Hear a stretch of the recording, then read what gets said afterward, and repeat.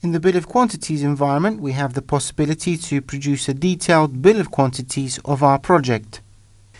The full integration with Primus allows you to take advantage and work with the advanced Primus functionalities and therefore produce any kind of bill of quantities project report or document.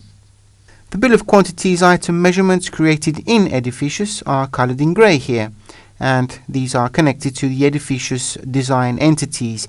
Therefore, they can't be modified in Primus. However, we can add other measurements. For example, we can acquire items directly from our price list to take into account those elements that haven't yet been designed.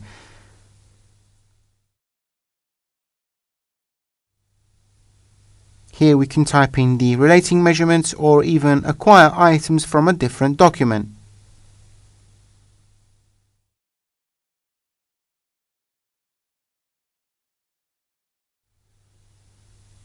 Now, by closing and saving, we will now find our original bill of quantities document generated from the BIM model, updated with the items just inserted in Primus.